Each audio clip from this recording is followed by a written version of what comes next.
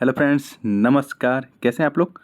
तो यहाँ पे मैं महासागर की धाराओं के बारे में बात करूँगा, ओशन करंट के बारे में बात करूँगा, क्योंकि अब आपको पता है कि भूगोल की सीरीज यहाँ पे चलाई जा रही है। और मैं यहाँ पे कॉन्सेप्ट के साथ साथ मैप भी दिखाता चलूँगा और क्वेश्चन तो होगा ही होगा। ठीक है। तो मैं आपको स्वागत करता हूँ CM क्लासेस में। अगर आपको वीडियो अच्छी लग रही हो, अगर पढ़ाने का तरीका अच्छा लग रहा हो और सीरीज अच्छी लग रही हो, तो आप वीडियो को लाइक, शेयर और सब्सक्राइब कर सकते हैं। मैं करंट भी पढ़ाता हूँ। ठीक है। करंट क्लासेस भी डेली डालता रहता हूँ, तो उसको भी आप देख सकते हैं। ठीक है। इससे पहले मैंने कुछ महासागरों के बारे में सागरों के बारे में बताया था, और मैं इससे पहले जलमंडल को भी कवर कर चुका हूँ, तो उसको भी आप वीडियो जाके प्ले लिस्ट में देख सकते हैं। ठीक है। तो आइए शुरू करते हैं। क्वेश्चन शुरू करने से पहले मैं आपसे को यहाँ पे कुछ कॉन्सेप्ट बता दे रहा हूँ। ठीक है।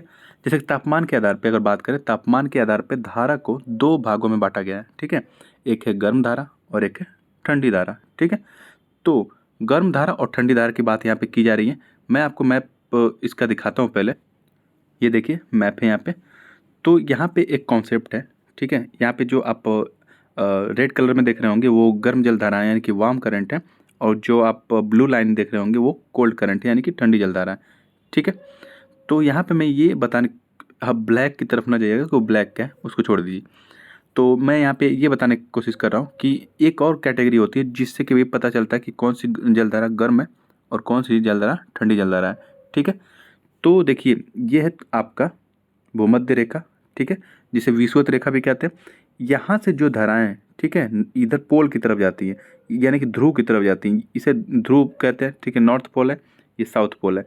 तो ठीक है, विषुवत रेखा से धाराएं धाराएं जब नॉर्थ पोल की तरफ यानी कि पोल की तरफ जाती हैं, तो इसे गर्म धारा कहते हैं। ठीक है।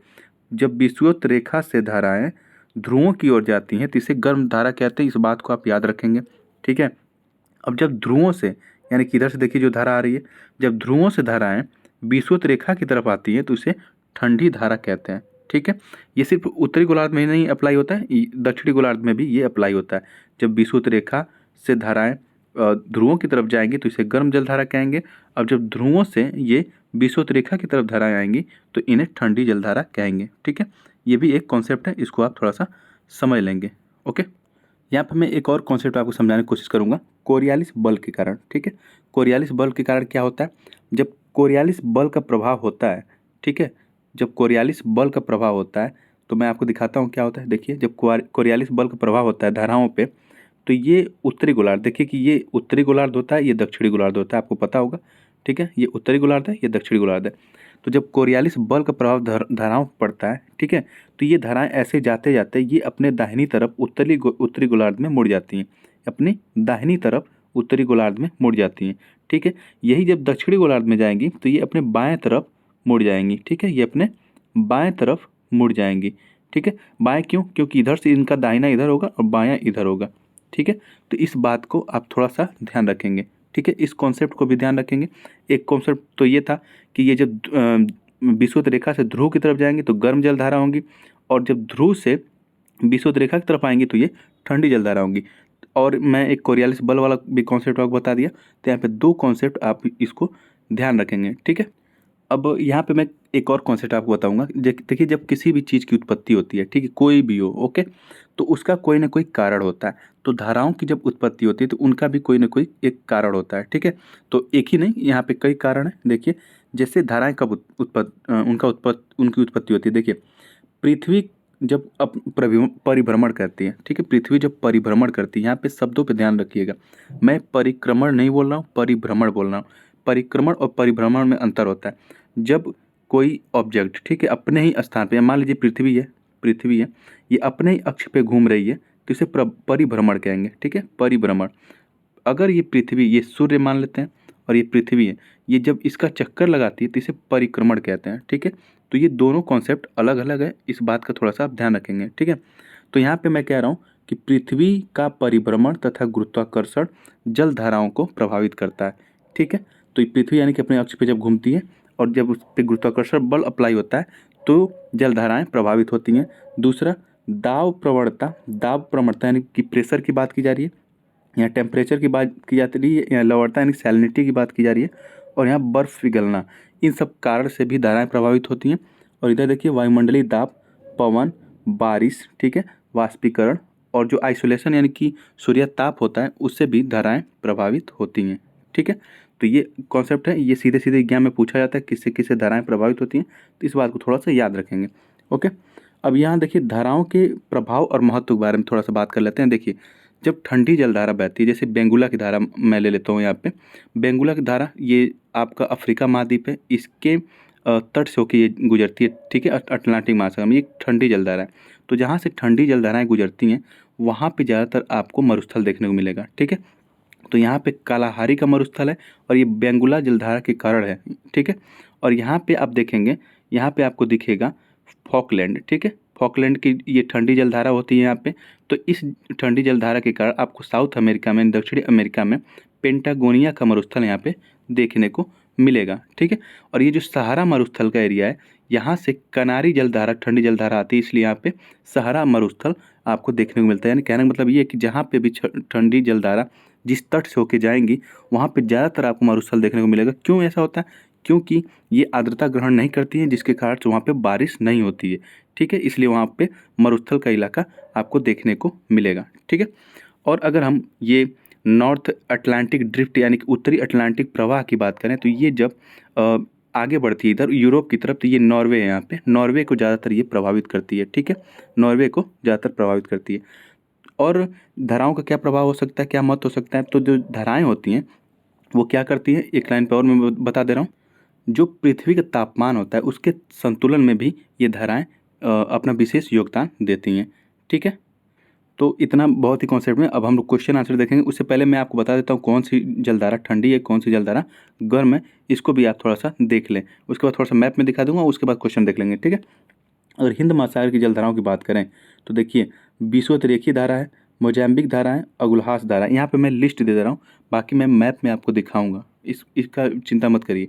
चलिए मैप में ही सीधे दिखा दे रहा हूँ, आपको अगर लिस्ट चाहिए तो यहाँ से आप इसको देख लीजिए।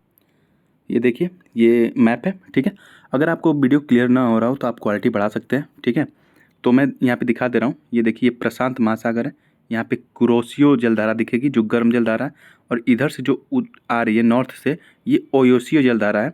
ठीक है, जिसे क्यूराइल की धारा भी कहते हैं, ये ठंडी जलधारा है। ठीक है, और इधर आपको दिखेगा कैनारी जलधारा। ओके, यहाँ कैनारी जलधारा है जो ठंडी जलधारा है, और आपको इधर एंटीलीज की धारा दिखेगी, और इधर फ्लोरिडा की जलधारा दिखेगी, और यहाँ गल्फ स्ट्रीम की जलधारा दिखेगी, और यहाँ ऊपर से जो आएगी वो ठंडी जलधारा होगी लेब्राडोर की। ठीक है, ठंडी जलधारा होगी लेब्राडोर की और गल्फ स्ट्रीम की जलधारा यहाँ पे जब मिलती हैं तो यहाँ पे बहुत ही ज़्यादा फॉग यानी कि कुहासा टाइप का कह सकते हैं वहाँ पे दिखाई देगा, धुंध टाइप का दिखाई देता है, जिससे कि यहाँ पे मछली उत्पादन बहुत ज़्यादा किया जाता है। ठीक है, तो मछली उत्पादन यहाँ पे बहुत ज़्यादा होता है। और यहाँ पे दिखेगा आपको गर्म जलधारा, ये इर्मिंगर की धारा है। इधर आपको दिखेगा नॉर्वेजियन यानी कि नॉर्वे की जलधारा है। ठीक है, और इधर आप अगर साउथ में आएंगे तो इधर आपको दिखेगा ब्राज़ील की धारा जो भी गर्म जलधारा है। ठीक है, इधर आपको फॉकलैंड की जलधारा दिखेगी, इधर बेंगुला की जलधारा दिखेगी। ठीक है, अगर हिंद महासागर में आ जाइए आप तो सोमालिया की धारा इधर दिखेगी आपको। ओके, इधर मोजाम्बिक की जलधारा दिखेगी। ये सब गर्म जलधारा है। जो येलो कलर की है वो गर्म जलधारा है, और जो ब्लू कलर की है वो ठंडी जलधारा है। ठीक है, और इधर अगुलहास की जलधारा दिखेगी आपको, ये भी गर्म जलधारा है। ठीक है, अब इधर आ जाइए प्रशांत महासागर में, फिर से ये पेरू के तट पे आएंगे तो ये पेरू या हम्बोल्ट की धारा दिखेगी जो ठंडी जलधारा है। ओके, इधर कैलिफोर्निया अमेरिका की तरफ आ जाएंगे तो कैलिफोर्निया की जलधारा दिखेगी जो ठंडी जलधारा है। ठीक है, इधर अलास्का की जलधारा दिखेगी जो कि एक गर्म जलधारा है। ठीक है, आइए इतना कॉन्सेप्ट बहुत है, अब आते हैं प्रश्न की तरफ। प्रश्न यहाँ पर देख लेते हैं, अगुलहास धारा कहाँ चलती है ये आपको बताना है। ठीक है, बहुत ही सिंपल प्रश्न आपको मिलेंगे, जो यहाँ पे कॉन्सेप्ट होगा मैं वहाँ पर कॉन्सेप्ट बता दूंगा। तो अगुलहास की धारा कहाँ चलती है ये आपको बताना है। क्या हिंद महासागर में, प्रशांत महासागर में, या उत्तरी अटलांटिक महासागर में, दक्षिणी अटलांटिक महासागर में? तो इसका सही जवाब है हिंद महासागर में। मैं दिखा दे रहा हूँ आपको, ये देखिए ये है अगुलहास की गर्म जलधारा, ये गर्म है, रेड लाइन है, गर्म है। अगुलहास की गर्म जलधारा यहाँ से बहती है, और यहीं से हिंद महासागर में ही मोजाम्बिक की गर्म जलधारा भी आपको दिखेगी। ठीक है, आगे चलें। अगला प्रश्न है उत्तरी अटलांटिक प्रवाह। ठीक है, इसकी बात की जा रही है, जो नॉर्थ अटलांटिक ड्रिफ्ट है इसकी बात की जा रही है। द्वारा सर्वाधिक लाभान्वित होने वाला देश कौन सा है ये बताना है। ये देखिए उत्तरी अटलांटिक प्रवाह जब आगे जाता है तो ये नॉर्वेजियन करंट यानी कि धारा के रूप में बदल जाता है, जो कि गर्म जलधारा है। और यहाँ पे बहुत ज़्यादा जब बर्फ़ जमा रहता है तो उसको ये पिघला देता है, जिससे कि यहाँ के बंदरगाहों पे आवाजाही लगी रहती है। तो ये नॉर्वे को ज़्यादातर प्रभावित करता है, तो इसका सही जवाब होगा नॉर्वे। ठीक है, ये नॉर्वे को ज़्यादा लाभान्वित करता है यहाँ पे। आगे चलें, तो निम्नलिखित में से कौन सी दक्षिण अटलांटिक महासागर की ठंडी धारा यानी कि शीतल धारा, ये आपको बता रहा है दक्षिण अटलांटिक महासागर की। ठीक है, इधर आपको ये नॉर्थ अटलांटिक महासागर दिखेगा, ये दक्षिण अटलांटिक महासागर दिखेगा। ठीक है, तो कैनारी धारा ये कहाँ है, ये तो नॉर्थ में है, यहाँ पे दिखेगी ठंडी जल धारा, ये तो नॉर्थ अटलांटिक में है, तो ये सही नहीं होगा। ब्राज़ील धारा, तो ब्राज़ील धारा भी आपको साउथ अटलांटिक में दिखाई देगा, तो ये भी सही नहीं है। ठीक है, तो ये साउथ में तो है ब्राज़ील की धारा, ये पूछ रहा है दक्षिण अटलांटिक महासागर की धारा, तो साउथ में तो है ब्राज़ील की धारा, लेकिन ये गर्म है और ये ठंडी जलधारा पूछ रहा है। ठीक है, तो ये गर्म है, तो ये भी सही नहीं होगा।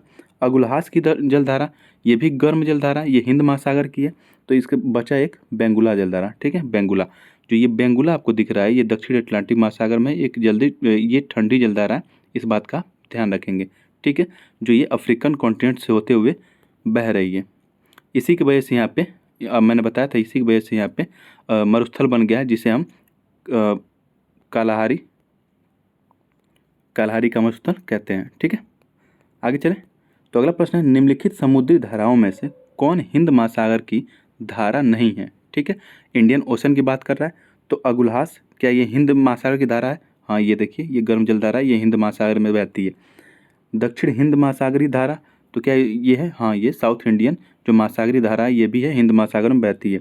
मोजाम्बिक धारा, हाँ ये भी मोजाम्बिक धारा भी हिंद महासागर में बहती है, गर्म जल धारा, यहाँ पे दिखाई देगा आपको।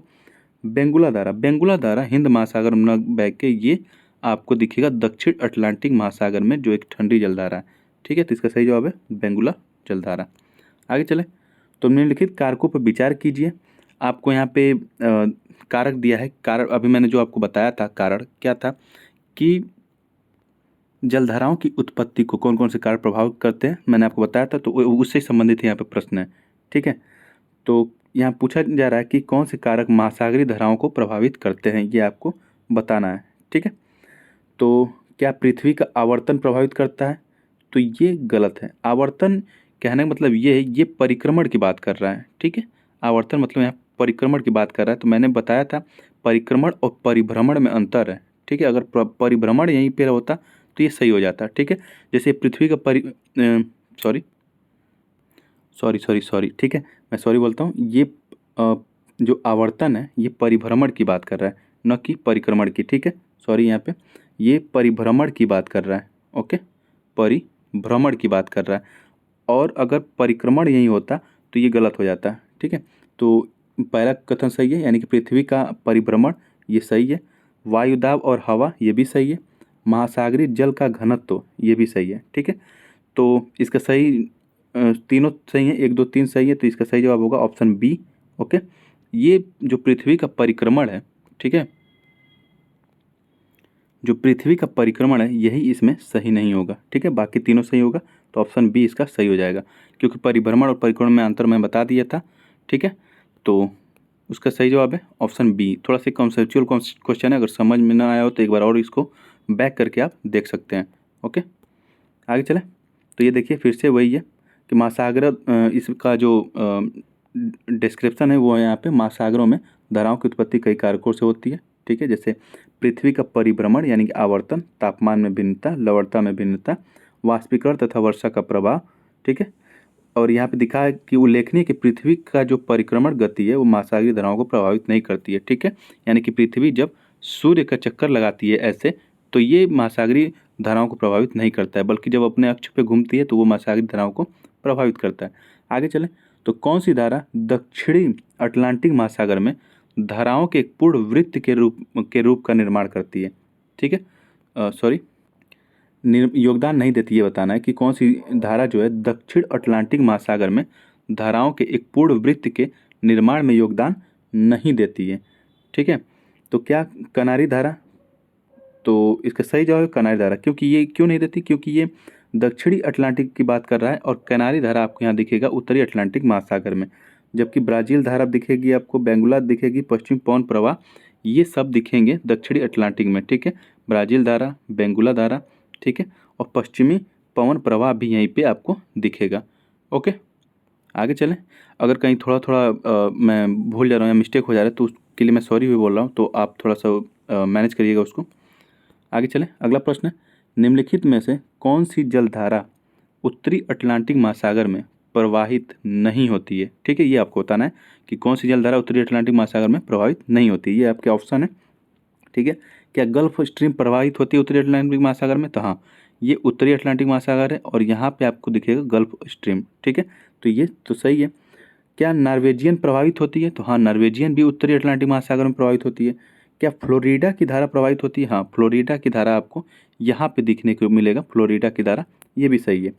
तो क्या बेंगुला की धारा? नहीं, बेंगुला की धारा जो है वो साउथ अटलांटिक ओशन महासागर में दिखाई देगा, ठीक है, यहाँ पे बेंगुला की धारा, तो ये सही नहीं है। तो ऑप्शन बी इसका सही जवाब होगा। ओके, आगे चलें। तो एक और कॉन्सेप्ट है, ये थोड़ा सा यहाँ पे भी आप थोड़ा समझ लीजिए। इसका मैं डिस्क्रिप्शन नहीं दूंगा क्योंकि ये बस ऐसे सिंपल सीधे सीधे सवाल है यहाँ पे, ठीक है।